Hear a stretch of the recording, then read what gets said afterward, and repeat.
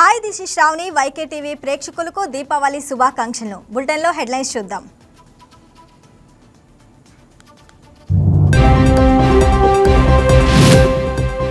జాప్యం లేకుండా అనుమతులు, పెట్టుబడిదారులకు లోకేష్ భరోసా.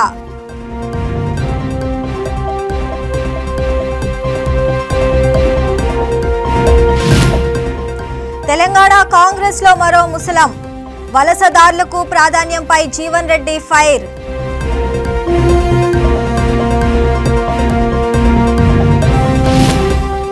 బంగాళాఖాతంలో అల్పపీడనం, రానున్న 4 రోజులు విస్తారంగా వర్షాలు.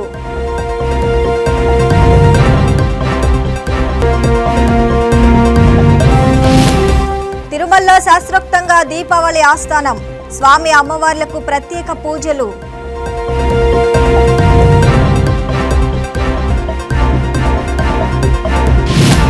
పాకిస్తాన్ను మోకాలపై కూర్చోబెట్టింది, ఐఎన్ఎస్ విక్రాంత్ పై మోదీ ప్రశంసలు.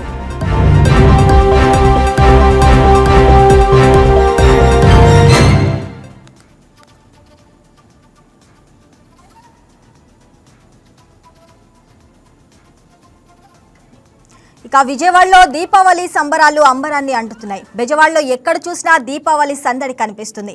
మార్కెట్లో కొనుగోలుదారులతో కిటకిటలాడుతున్నాయి. స్వీట్ షాప్, క్రాకర్ స్టాల్స్ ప్రాంతాలు రద్దీగా మారాయి. పూల మార్కెట్లు ఉన్న ప్రాంతాల్లో ట్రాఫిక్కు అంతరాయం ఏర్పడింది. బెజవాడలో వాడవాడలా దీపావళి సందడి కనిపిస్తుంది.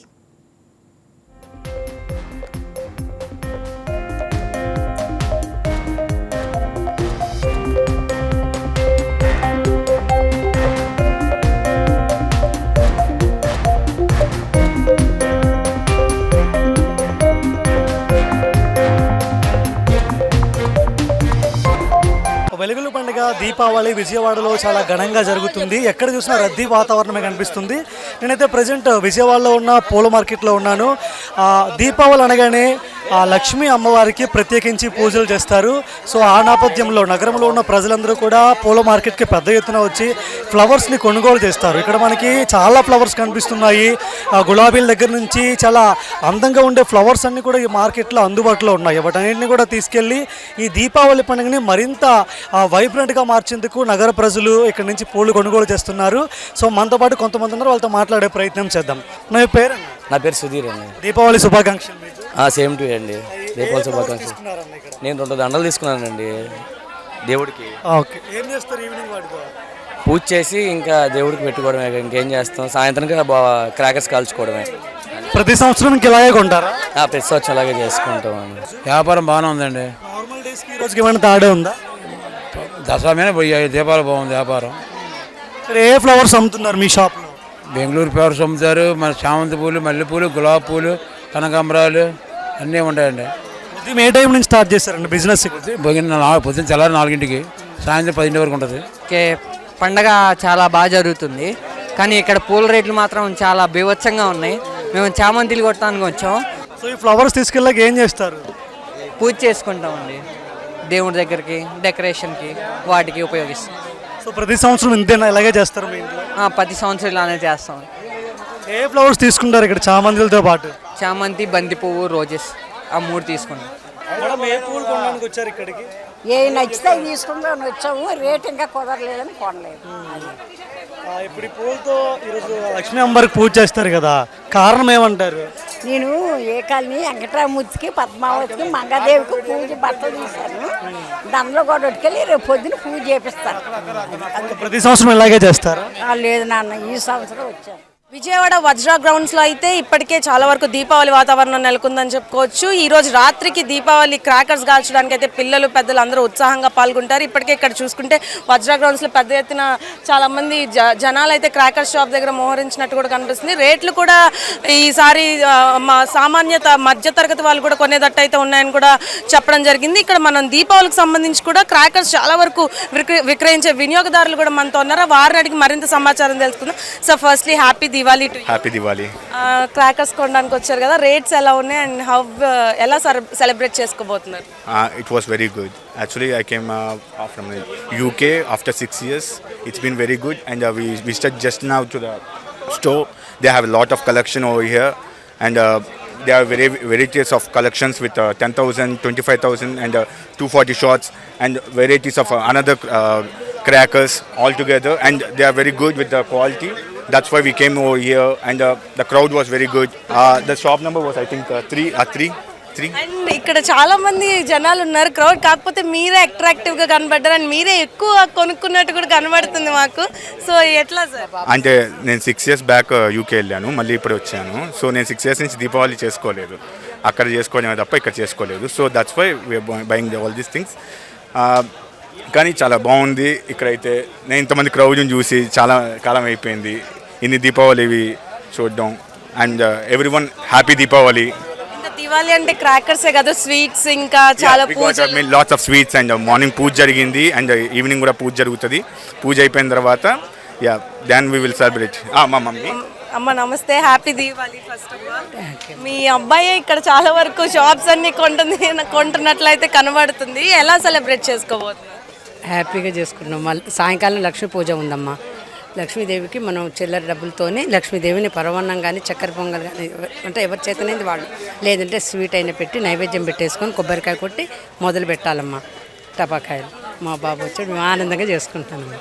అంటే ఇక్కడికి రావడానికి విజయవాడ, ఆయన యూకే నుండి విజయవాడ వచ్చాను అంటున్నారు. ఇప్పుడు 6 years తర్వాత ఫెస్టివల్ జరుపుకోబోతున్నారు.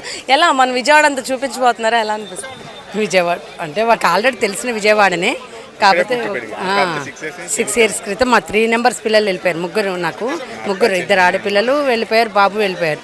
బాబు మాత్రం ఇప్పుడు వచ్చాడు. ఒక 15 days ఉండి మళ్ళీ November 15కి లీవ్ అయిపోతుంది, వెళ్ళిపోతుంది. దీపావళి తనతో పాటు వెలుగులు తీసుకొచ్చారు. వెలుగు కంపల్సరీ అమ్మా. ఇన్ని రోజులు అసలు టపాకాయలు కాదు ఇంట్లో, ఎవరు లేరు, పిల్లలు లేరు అని చేయలేదు. బాబు వచ్చాడని ఈసారి ఎక్కువగా, ఎప్పుడు 40,000 50,000 ఇదే కుమార్ షాప్లోనే తీసుకునేవాళ్ళం. ఈసారి మళ్ళీ వచ్చి ఇప్పుడు తీసుకుంటున్నాం. మేము 90 October 28 పెట్టాం. అరిసెలు, కొబ్బరి బూరెలు. మా దగ్గర కొబ్బరి బూరెలు ఫేమస్ బాగా వరల్డ్ వైడ్. అల్ల పచ్చడి ఒకటి, మామిడికాయ పచ్చడి ఒకటి వరల్డ్ వైడ్ ఫేమస్. ఈ రెండింటి కోసం ఎక్కడి నుంచైనా వస్తారు. గారెలు, పూర్ణాలు, తర్వాత పాల తాలికలు తీసుకుంటామండి. పులిహోర కూడా తీసుకుంటాం అప్పుడప్పుడు. బాగుంటుంది. ఇంకా బొబ్బట్లు కూడా ఇవాళ స్పెషల్ కదా, అందుకని బొబ్బట్లు తీసుకున్నాం. క్వాలిటీ మెయింటైన్ చేస్తారు, service is very good. So we use to come here. I generally by kaju katli or rasgulla, these type of sweets I buy from him. Every time they give very fresh sweets. That is the main point from their side. And the service of the person, everyone, even the attenders are also so good. So we like to come here. విజయవాడలో దీపావళి హడావిడి ఫుల్గా మొదలైపోయింది. అందులో దీపావళి అనగానే ముందు టపాసులు ఎంత ముఖ్యమో మనకి స్వీట్లు కూడా అంతే ముఖ్యం. అంటే ఏదైతే చెడును సంహరించిన తర్వాత శుభసూచకంగా ప్రతి ఒక్కళ్ళు కూడా నోటి తీపి చేసుకోవడానికి మిఠాయిలు తింటారు. మరి అలాంటి మిఠాయిల షాపులు ఉన్న మనం స్వీట్ షాప్ విజయవాడలోని ఫేమస్ అని చెప్పి స్వగృహ ఫుడ్స్లో ఉన్నాం. ఒకసారి చూద్దామని చూసుకుంటే ప్రతి ఒక్కళ్ళు కూడా సాయంత్రానికి హడావిడిలో అయితే ఎంత రేటు ఉన్నా సరే కొనగలిగే, అంటే చెడును సంహరించిన తర్వాత నోటిని తీపి చేయించుకో ఆనవాయితీ కాబట్టి ఇక్కడ ఉన్న ప్రతి ఒక్కళ్ళు కూడా సంతోషంతో కుటుంబానికి అలాగే 4 మిత్రులకు పంచుకోవడానికి అయితే స్వీట్స్ని అయితే కొనడం జరుగుతుంది. ముఖ్యంగా ఈ దీపావళికి స్వీట్స్పై డిమాండ్ ఎక్కువ ఉందనే చెప్పుకోవచ్చు. ఏదైతే చిన్న పిల్లల నుంచి, అంటే ముఖ్యంగా ఈ దీపావళి టపాసులు కాల్చాక గులాబ్ జాములు ఎక్కువ తింటూ ఉంటారు. బట్ ఇక్కడ చూసుకుంటే వీటికి ఉన్న స్పెషాలిటీకి చూడొచ్చు మనం.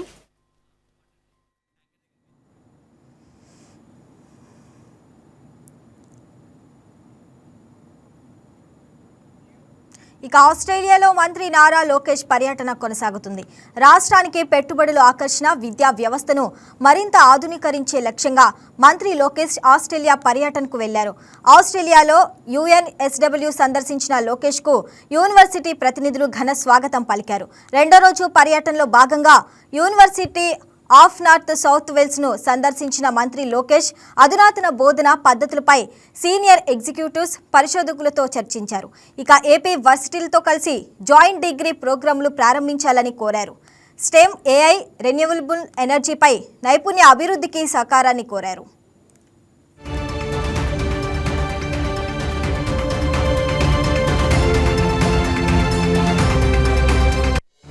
ఇక ఆస్ట్రేలియాలో అతిపెద్ద ప్రభుత్వ వృత్తి విద్యా శిక్షణ సంస్థ TAFE న్యూ సౌత్ వేల్స్ అల్టియో క్యాంపస్ను మంత్రి నారా లోకేష్ సందర్శించారు. అనంతరం ఆస్ట్రేలియా స్కిల్ అండ్ ట్రైనింగ్ మంత్రి ఆండ్రూ గైల్స్తో భేటీ అయ్యారు.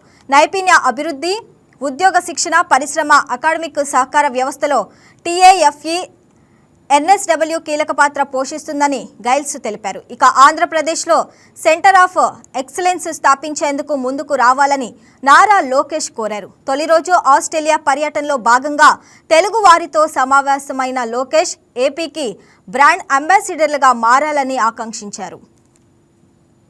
I'm sure all of you have followed the Google's announcement. It's the single largest FDI investment in Indian history, and it's landed in Visakhapatnam. It's a greenfield data center that's getting built out there, and it's not only the data center, it's the whole the landing station, the sea landing cable station that's coming out there, and we are really excited about building the entire ecosystem. I've had an opportunity to meet a few of the data center developers here in Australia, and I've had the opportunity to invite them to Visakhapatnam, but we're really excited to build a larger ecosystem. And we got all this done in 13 months, which is 1 month more than what we agreed with Google on. And once we agree to work together, it's no longer your business, it's our business. And first thing you'll see getting created is a WhatsApp group. We love WhatsApp. So WhatsApp group gets created on a daily basis. We actually review these projects. So I'm on good 25 groups now. On a daily basis, projects are reviewed. There's an update that goes out from my office and the respective ministers, because these are all cross-functional. So one example is Reliance is investing big into CBG, compressed biogas project, where they're making compressed biogas from Napier grass. And I have the energy minister on the group. I have the minister for revenue, which is land, on the group, because they're going to take land on lease from government and actually want to grow grass. And on a daily basis, the project is updated, and if they don't update, then I get involved and say, what's the status update, where are we, what's the target, where do we stand. Another example of speed of doing business is the work that we've done with ArcelorMittal. ArcelorMittal is building India's largest steel plant south of Visakhapatnam, and again we got this done in 15 months. So from the day we agreed to agreeing on the incentives, getting the land done, environmental hearing, getting all the clearances. So this is not MOU, this is grounding. We are not here to sign papers, we are not here to do MOUs. We actually want to deliver on the field. So the 120 billion that was actually explained, and the marquee brands that are coming to invest, are all being grounded in our state. So that's the pace at which we are moving in Andhra Pradesh. And if there's one thing that I can compete with the other states on, it's going to be speed of doing business. So in the past you've heard of ease of doing business. So now we mean speed of doing business. There were days when we've cleared proposals in 3 days. So there are 3 layers where they get approved. One is SIPC and SIPB, and then the cabinet. It happened in 3 days. So that's the pace at which we're willing to work, and we're really excited of getting your business down in Andhra Pradesh. And I'm sure all of you విశాఖలో Google సంస్థ పెట్టుబడులు పెట్టడం శుభ పరిణామమని TDP AP అధ్యక్షుడు MLA Palla Srinivas అన్నారు. AP యువతకు ఉపాధి అవకాశాలు పెరిగేందుకు గూగుల్ పెట్టుబడులు దోహదపడతాయన్నారు. అమరావతి క్వాంటమ్ హబ్గా, విశాఖ డేటా హబ్గా అభివృద్ధి చెందుతాయని ఆకాంక్షించారు. రాయలసీమ ప్రాంతాన్ని ఇండస్ట్రియల్ కారిడార్గా అభివృద్ధి చేసేందుకు కూటమి ప్రభుత్వం కట్టుబడి ఉందన్నారు. సీఎం చంద్రబాబు నాయకత్వంలో ఏపీ శరవేగంగా అభివృద్ధి చెందుతుందన్నారు. ఈరోజు తెచ్చినట్టు వచ్చినటువంటి కంపెనీస్ చూసి ఓర్వలేక ఏదో మాట్లాడుతున్నారు.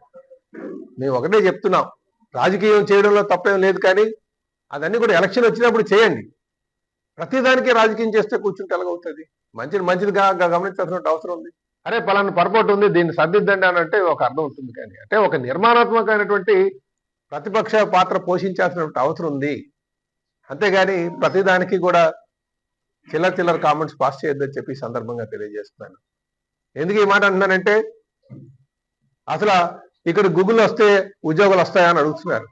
1,30,000 కోట్లు పెట్టిన తర్వాత ఉద్యోగాలు రాకుండా పోతాయా? దానివల్ల ఎన్ని ప్రయోజనం ఉన్నాయో తెలుసా ఏమన్నా మీకు? అసలు 1998లో రాష్ట్ర ముఖ్యమంత్రిగా ఆ రోజు చంద్రబాబు నాయుడు గారు ఉన్నారు. హైదరాబాద్ని మైక్రోసాఫ్ట్ తీసుకొచ్చిన తర్వాత ఆ రోజు కూడా చాలా మంది అన్నారు ఇదేమైనా కూడు పెడుతుందా, మనకేం కంప్యూటర్ కూడు పెడుతుందా అని అడిగారు. ఈరోజు 65,000 కోట్లు కేవలం ఐటీ నుంచి ఆదాయం ఉంది ఆ రాష్ట్రానికి. 65,000 crores అంటే మాట కాదు, ఇంకా ఎక్కువ ఉంటుంది. నేను ఫిగర్స్ ఒకసారి చూస్తే ఇంకా ఎక్కువ ఉంటుంది. అసలు మహానగరం కింద తయారైంది హైదరాబాద్. ప్రపంచంలోనే మోస్ట్ లివబుల్ సిటీగా, అంటే బ్రతకడానికి అనుగుణంగా ఉన్నటువంటి ప్రాంతంగా ఈరోజు చెప్పుకోదగినటువంటి ప్రాంతంగా తయారైంది.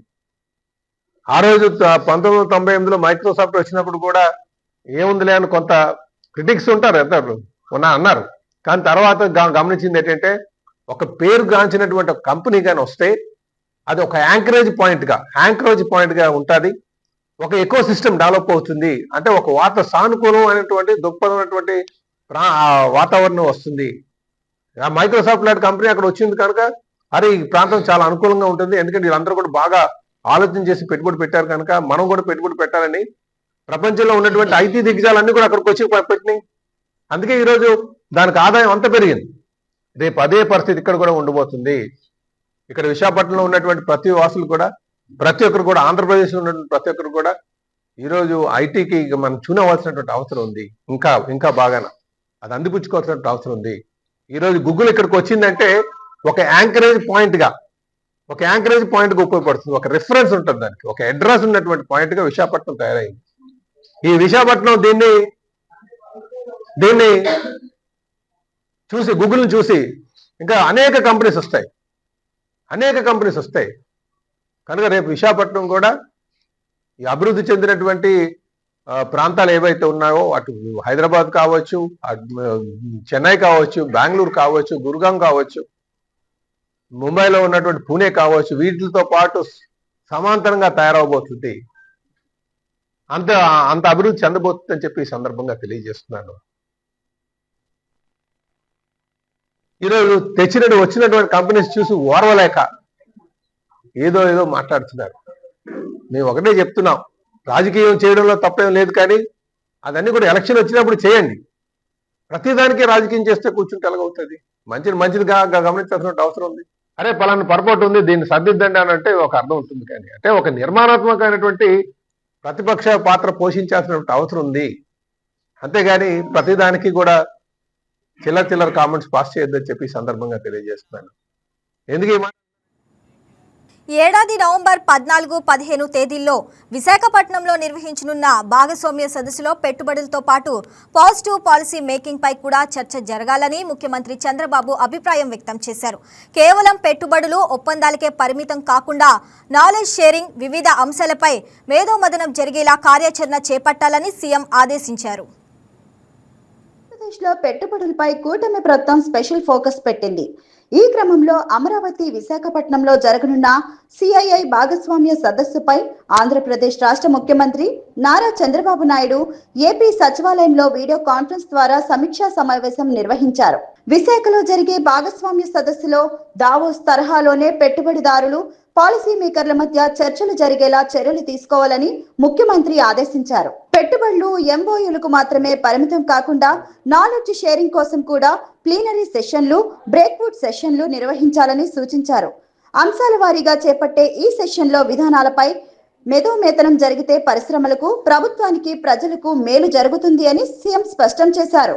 సిఐఐ భాగస్వామ్య సదస్సులో ఏ అంశాలు చర్చించాలో కూడా సీఎం చంద్రబాబు అధికారులకు దిశానిర్దేశం చేశారు. AI for good, semi conductors, ఆరోగ్య రంగం, innovation, R&D, space, drone, electronics, medtech లాంటి అంశాలపై సదస్సులో చర్చించాలని ముఖ్యమంత్రి పేర్కొన్నారు. స్మార్ట్ మ్యానుఫ్యాక్చరింగ్, చైన్ లింకేజ్ తో పాటు నాణ్యమైన ఉత్పత్తుల తయారీ లాంటి అంశాలపై చర్చించాలి అన్నారు. లాజిస్టిక్స్ రంగంలో రహదారులు, అంతర్గత జల రవాణా, వేర్ హౌస్, కోల్డ్ స్టోరేజ్ లాంటి అంశాలతో పాటు అగ్రిటెక్, రేర్ ఎర్త్ మినరల్స్ లో విలువ జోడింపు, స్వచ్ఛాంధ్ర, సర్క్యులర్ ఎకానమీ, P4 లాంటి అంశాలపై కూడా చర్చించేలా కార్యాచరణ రూపొందించాలని సీఎం స్పష్టం చేశారు. పారిశ్రామిక ప్రగతికి ప్రభుత్వ పాలసీలే కీలకమవుతాయని, ప్రస్తుతం ఏపీలో అమలు చేస్తున్న నూతన పారిశ్రామిక విధానాల ద్వారా గూగుల్ లాంటి దిగ్గజ ఐటీ కంపెనీలు ఏపీలో భారీ పెట్టుబడులతో ముందుకు వచ్చాయని సీఎం అన్నారు. $15 బిలియన్ అతిపెద్ద పెట్టుబడితో గూగుల్ సంస్థ విశాఖలో డేటా AI హబ్ ఏర్పాటు చేస్తుందన్నారు. గూగుల్ రాకతో విశాఖ హ్యాపెనింగ్ సిటీగా మారింది అన్నారు. సానుకూల విధానాలతోనే వాణిజ్యం, పరిశ్రమల పెట్టుబడులతో ముందుకు వచ్చే అవకాశం ఉందని అన్నారు. అప్పుడే సంపద సృష్టికి ఆస్కారం కలుగుతుంది అని సీఎం వ్యాఖ్యానించారు. పరిశ్రమలకు అవసరమైన మానవ వనరుల నైపుణ్యం నిరంతర ప్రక్రియగా ముందుకు సాగాలని అన్నారు. మానవ వనరులే మనకు ఉన్న అతిపెద్ద మూలధనమని ముఖ్యమంత్రి అభిప్రాయం వ్యక్తం చేశారు. వీటన్నిటిపైన భాగస్వామ్య సదస్సులో చర్చ జరగాలని సీఎం పేర్కొన్నారు. విశాఖలో జరిగే సిఐఐ సదస్సుకు హాజరయ్యే వారికి హోమ్ స్టేలో వసతి కల్పించే అంశాన్ని పరిశీలించాలని సూచించారు. దేశ విదేశీ కంపెనీల ప్రతినిధులతో పాటు వివిధ రాష్ట్రాలకు చెందిన సీఎంలు, మంత్రులను, నిపుణులను కూడా ఈ సదస్సుకు ఆహ్వానించాలని సీఎం స్పష్టం చేశారు. జాతీయ స్థాయిలో ఉన్న విశ్వవిద్యాలయాలు, ప్రముఖ విద్యా సంస్థలు కూడా హాజరయ్యేలా చూడాలని అన్నారు. దేశ ప్రయోజనాలను ఆశించి అంతర్జాతీయ స్థాయి కార్యక్రమంగా ఈ భాగస్వామ్య సదస్సును ఏపీ నిర్వహిస్తుందని సీఎం స్పష్టం చేశారు. సదస్సులో చర్చించాల్సిన వివిధ అంశాలపై సీఎం అధికారులకు దిశానిర్దేశం చేశారు. వన్ ఫ్యామిలీ వన్ ఏఐ తరహాలో ఏపీ టు ఏఐ నినాదాన్ని ప్రజల్లోకి తీసుకెళ్లాలని సీఎం సూచించారు. భాగస్వామ్య సదస్సులో ఏపీలో వనరులు, పెట్టుబడి అవకాశాలను వివరించేలా ప్రజెంటేషన్ సిద్ధం చేయాలని అధికారులకు సూచించారు. ఎకానమిక్ కారిడార్లు, పారిశ్రామిక క్లస్టర్లు, Amaravati blue green capital, water security, futuristic work force, సుపరిపాలనలో టెక్నాలజీ అనుసంధానం లాంటి అంశాలను ప్రస్తావించాలని పేర్కొన్నారు. 21వ శతాబ్దం భారత్దే అన్న విధానంలో ప్రజెంటేషన్ ఉండాలని సీఎం దిశానిర్దేశం చేశారు. అనంతపురం జీఆర్ గార్డెన్స్ మైదానంలో నిర్వాహకులు 140 స్టాల్స్ ను ఏర్పాటు చేశారు. బాణాసంచాలు కొనటానికి జిల్లా చుట్టుపక్కల ప్రాంత ప్రజలంతా తండోపతండాలుగా వస్తున్నారు. స్టాళ్లు నిర్వహిస్తున్న ప్రతి ఒక్కరూ జాగ్రత్తలు తీసుకుంటూ టపాసులు విక్రయిస్తున్నారు. ఈ స్టాల్లో ఏర్పాట్లకు కావలసిన అన్ని అనుమతులు పోలీస్ శాఖ ఆధ్వర్యంలో తీసుకుని బాణాసంచాలు దుకాణాలు ఏర్పాటు చేశారు. దీనిపై మరింత సమాచారం మా అనంతపురం ప్రతినిధి నరేష్ అందిస్తారు. అనంతపురం జిల్లాలో జిఆర్ గార్డెన్స్ ప్రాంగణంలో దాదాపుగా 140 స్టాళ్ళు ఏర్పాటు చేసి ఇక్కడ క్రాకర్స్, బాణసంచాలు అమ్ముతున్నారు. అదేవిధంగా బాణసంచాలు అమ్మే స్టాళ్ళలో ఉండే ప్రతి ఒక్కరు కూడా కనీసం సేఫ్టీ మెజర్మెంట్స్ అన్నీ వాడుతూ ఎంతో తగు జాగ్రత్తలన్నీ తీసుకొని ఇక్కడ స్టాల్స్ నిర్వహిస్తున్నారు. ఇదంతా మొత్తం పోలీసుల ఆధ్వర్యంలో విత్ పర్మిషన్తో నడుస్తుంది. ఇక్కడ బాణసంచాలు కొనుగోలు చేయడానికి అనంతపురం జిల్లానే కాకుండా చుట్టుపక్కల ప్రాంత పల్లెలు, మండలాలు, నియోజకవర్గాలు అన్నీ కూడా ఆ నియోజకవర్గ ప్రజలందరూ కూడా ఇక్కడ వచ్చి బాణసంచాలు కొనుగోలు చేస్తున్నారు. ఈ బాణసంచాలు ఎంతో జాగ్రత్తలతో ఇక్కడ ఫస్ట్ క్వాలిటీ అంటే ఇంతకుముందు వాడినవి కానీ ఎటువంటి డ్యామేజ్ లేని బాణసంచాలు ఇక్కడ విక్రయిస్తున్నామని చెప్పి ప్రతి స్టాల్ సెల్లర్స్ కూడా మనకు తెలియజేస్తున్నారు.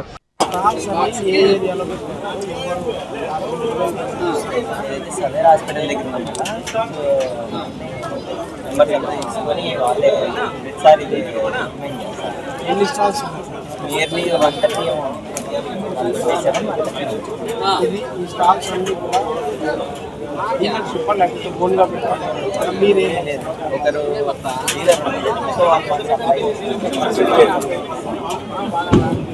మీరు క్రాకర్స్ సెల్లర్స్గా మీరు ఏమేమి జాగ్రత్తలు తీసుకుంటారు అనే వాళ్ళకి మనీ చేస్తే మీరు అంటే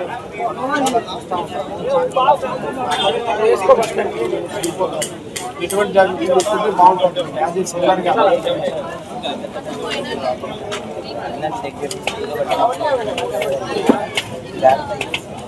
బట్టల్లో తీసుకుంటే బాగుంటుంది. బట్టల్లో కూడా మనం కాటన్ బట్టలు వేసుకుంటే అంటుకున్నా కూడా స్కిన్కి టచ్ కాకుండా బర్నింగ్స్ ఎక్కువ కాకుండా.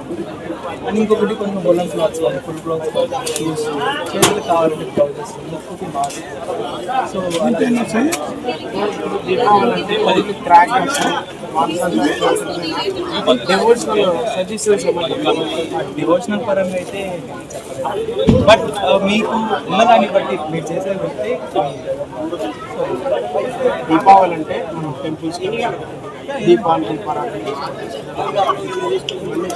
అంటే అవన్నీ చేసిన తర్వాత అవసరం లేదు, ఇవే చేసుకోవాలి. అది ఒక్కొక్కరి ప్రిఫరెన్స్ ఒక్కొక్కరండి. ఇప్పుడు మా పొద్దున్న వేసుకుని దీనికి పూజ చేస్తే తర్వాత మీకు మీరు ఏం పని చేస్తున్నారు అదే కానీ మీకే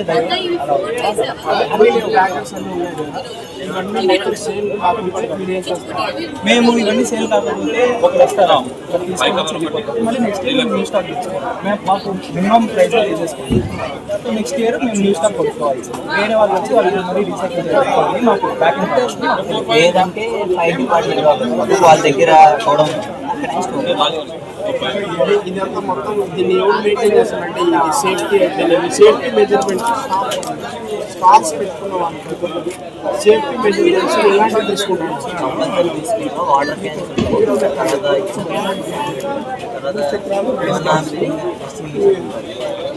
వచ్చినా కూడా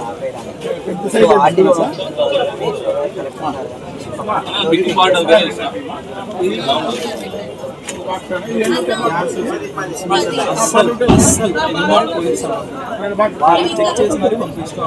ఏదైనా నీకు ఒక పెద్ద బయట నుంచి ఇంకొకటి 100% లోన్ మేము షాపుల్లో చెప్తాం. మీకు మాత్రం సో చూపించాలి బయట చేసుకోండి. ఇక్కడ మాత్రం ఎన్ని స్టాల్స్ ఉన్నాయి ఇక్కడ అనంతపురం జిల్లాలో మొత్తం ఈ కౌంటర్లో? ఇక్కడ వచ్చేసి మొత్తం ఎన్ని స్టాల్స్? ఇక్కడ వచ్చేసి అన్ని మొత్తం టోటల్ 140 అలాగ ఉంటాయి. 140 అలాగ ఉంటాయి. ఎవరి ఆధ్వర్యంలో నడుస్తాయి ఈ స్టాల్స్ అన్ని మొత్తం? ఇక్కడంతానా? ఇక్కడ అవి పోలీసులా లేకపోతే మేనేజ్మెంట్ ఎవరు? మేనేజ్మెంట్ అంటే ఏం లేదు, మామూలు మేము అమౌంట్ పే చేసాం వాళ్ళకి, అలా నడుస్తుంది. అంటే ఈ స్టాల్స్ విజిట్ చేస్తున్నారు కదా, అనంతపూర్లో ఉండే వాళ్ళు మాత్రమే వస్తున్నారా? చుట్టుపక్కల ప్రాంతాలు పల్లెల నుండి వస్తున్నారు. బిజినెస్ అయితే డెవలప్గానే ఉంది, కొంచెం పర్లేదు, యావరేజ్గానే ఉంది. అంటే ఈ స్టాక్ మొత్తము ఇప్పుడు మీరు ఫ్రెష్గా తెప్పిస్తారా లేకపోతే లాస్ట్ ఇయర్ స్టాక్ కూడా ఇప్పుడు ఫ్రెష్గానే సార్ ఫ్రెష్గానే తెప్పించాం మేము స్టాక్. ఇది మొత్తం సేల్ కాకపోతే స్టాక్ ఎట్లా చేస్తారు? మళ్ళీ రిటర్న్ మళ్ళీ లాస్ట్ ఇయర్ అలా అమ్ముతాం. అంటే మీరు డీలర్షిప్ లేకపోతే ఓనా లేకపోతే ఏంటి? ఇది డీలర్షిప్. మేము ముగ్గురు మన పార్ట్నర్స్. ఏ ప్లేస్లో ఇక్కడ ఇది ఏ ఏరియా ఇది ఎంత మొత్తం? ఇదంతా ఇది హాస్పిటల్, అక్కడ సవీర్ హాస్పిటల్ దగ్గర ఇది place. GR gardens? GR gardens అదే. అడ్రస్ తెలియదు. కెమెరామెన్ డేవిడ్తో నరేష్, వైకే న్యూస్, అనంతపురం. చల్లపల్లి మండలం నడకుదురు శ్రీ పృథ్వేశ్వర స్వామి దేవస్థానంలో నరకాసుర వధ కార్యక్రమం నిర్వహించారు. అవనిగడ్డ ఎమ్మెల్యే మండలి బుద్ధప్రసాద్ కుటుంబ సమేతంగా హాజరై స్వామి వారికి ప్రత్యేక పూజలు చేశారు. అనంతరం నరకాసుని బొమ్మపైకి నిప్పుతో వెలిగిన బాణం వదిలి వధ కార్యక్రమం ప్రారంభించారు.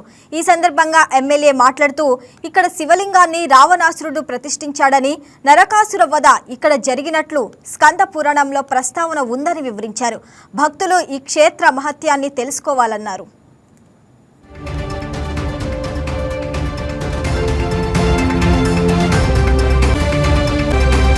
చల్లపల్లి మండలం నడకుదురు శ్రీ పృథ్వేశ్వర స్వామి దేవస్థానం, దీన్ని రావణాసుడు నిర్మించాడని చెప్తారు. అన్నిటికంటే ప్రధానమైనది ఏంటంటే నరకాసుడు వధ ఇక్కడ జరిగిందని పురాణాల ద్వారా తెలుస్తుంది. అందుకు దీన్ని నరకోత్తర క్షేత్రం అని చెప్పి శ్రీకృష్ణుడు సత్యభామ నరకాసురుని వధించిన ప్రదేశం అని చెప్పి నమ్ముతారు. అంచేత ఇది ఆంధ్రదేశంలో ఒక ప్రసిద్ధ క్షేత్రం. ఈ అందులో పృథ్వీశ్వరుడు వెలిసిన ప్రాంతం పడికి, దీంతోపాటు ఇంత పూర్వం లక్ష్మీనారాయణ ఆలయం కూడా ఉండేదట. అయితే మన ఆలయం లేదు కానివ్వండి, విగ్రహాలు మాత్రం ఉండేది. అంతేకాకుండా ఇక్కడ నడకుదురులో స్నానం ఆచరిస్తే కృష్ణానదిలో సర్వ పాపాలు పోతాయని చెప్పని స్కంద పురాణంలో చెప్పుకోవడం. అంచేత ఇలాంటి పరమ పవిత్రమైన ఈ పుణ్యక్షేత్రంలో ఈ రోజున నరకాసుర వధ కార్యక్రమాన్ని నిర్వహించారు. ఎందుకంటే ఆంధ్రదేశంలో నరకాసురుని వధించాడని చెప్పిన విశ్వాసంతో ప్రజలు ఉండటం అది చాలా గొప్ప సంగతి. ఆ రకంగా ఈ దేవాలయం యొక్క ప్రాశస్త్యం, ఈ దేవాలయాన్ని అందరూ కూడా సందర్శించి ఈ పృథ్వీశ్వర స్వామి యొక్క ఆశీస్సులు పొందాలని అనుకుంటారు. ఈ చల్లపల్లి మండలం నడకుదురు శ్రీ పృథ్వీశ్వర స్వామి దేవస్థానం, దీన్ని రావణాసుడు నిర్మించాడని చెప్తారు. అన్నిటికంటే ప్రధానమైనది ఏంటంటే నరకాసురుడు వధ ఇక్కడ జరిగిందని చెప్పి పురాణాల ద్వారా తెలుస్తుంది. అందుకు దీన్ని నరకోత్తర క్షేత్రం అని చెప్పి పేరు. శ్రీకృష్ణుడు సత్యభామ. భారత నావికాదళ సిబ్బందిపై ప్రధాని నరేంద్ర మోదీ ప్రశంసలు కురిపించారు. ఆపరేషన్ సింధూర్లో భారత ఆర్మీ చూపిన పరాక్రమానికి పాకిస్తాన్ నిద్రలేని రాత్రులు గడిపిందన్నారు. గోవా తీరంలో ఐఎన్ఎస్ విక్రాంత్పై నౌకాదళ సిబ్బందితో కలిసి ప్రధాని మోదీ దివాళీ సెలబ్రేట్ చేసుకున్నారు. నౌకాదళ యూనిఫామ్తో మోదీ కరచలనం చేశారు. దేశ ప్రధాన మంత్రిగా 2014లో ప్రమాణం చేసినప్పటి నుంచి నరేంద్ర మోదీ ఏటా సరిహద్దుల్లో సైనికులతో కలిసి దీపావళి జరుపుకుంటారు. సైనిక దుస్తువులు ధరించి సైన్యంతో కలిసిపోయి జవాన్ల స్ఫూర్తి నింపుతున్నారు.